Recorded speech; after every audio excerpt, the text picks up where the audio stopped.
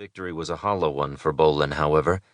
His own casualties were 100%, and DeGeorge himself escaped the final showdown at the Mafia stronghold near Balboa, a California resort town. The odds against Bolan again pyramided. Alone, wounded, sought by the police and by every ambitious hoodlum in the country, it seemed that the executioner was due for extermination. For Mack Bolan, however, life was a road which stretched between birth and death. He had not yet conceded that last bloody mile. Chapter 1. Flushed. Mack Bolan was dreaming, and he knew it, and he liked the dream, and he was becoming increasingly irritated with the demands that he awakened. In the dream, his former comrades of the death squad were with him once again, and they were sprawled about the large living room of the Beach House base camp. Chopper Fontanelli and Deadeye Washington were wisecracking about the status of black men in the Mafia Brotherhood. Flower Child Andromede was reciting gruesome poetry to Gunsmoke Harrington, while Harrington practiced his quick draw. Boom Boom Hoffhour was booby-trapping a light fixture, while Blood Brother Loud Elk quietly kibitzed the operation with Indian signs. Whispering Zitka was throwing a stiletto at flies, while politician Blankenales and Gadgets Schwartz were fiddling with an electronic panel. The panel was causing Bolan's irritation. It persisted in emitting loud squawks, endangering the rosy dream.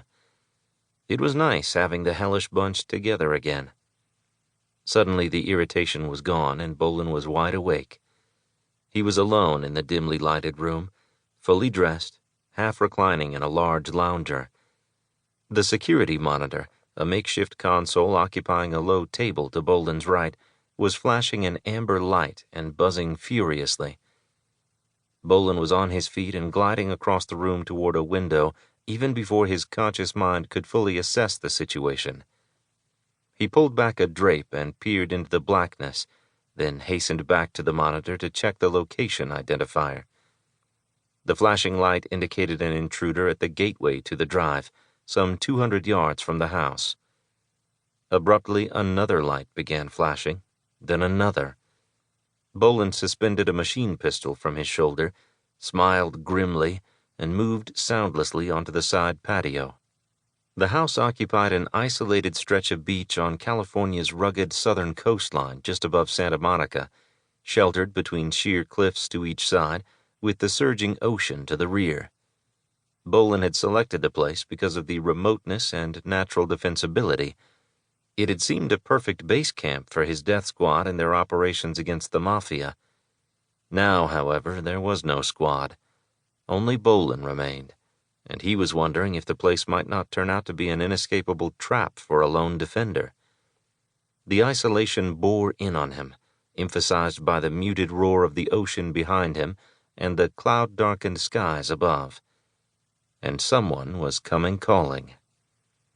Bolan hurried back into the house and picked up a waiting suitcase, carried it outside and across the patio, and tossed it onto the back seat of a black sedan. He started the engine, left it idling quietly, and went back to the forward wall of the patio. There he lined up a collection of flare shells, checked the azimuth and scale settings of a small cannon-like object, and immediately dropped in a shell. The tube belched a puff of smoke and gave out a soft whoomp. Bolan quickly reset the azimuth and dropped in another shell, and was lifting binoculars to his eyes even before the second firing occurred. The first shell exploded high in the air directly above the gateway, and the second one opened at the midway point. 2 automobiles had been moving slowly along the drive without lights. Each halted abruptly in reaction to the sudden dazzling brilliance of the flares. A door on the lead vehicle was flung open, and 2 men erupted into the open.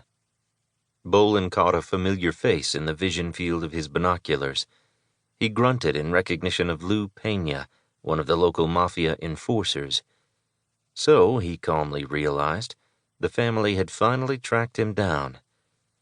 He shushed the butterflies in his stomach and reached for his long-distance sniper, fitted his eye to the high-power scope, and picked up a target from among the rapidly dispersing invaders. His hands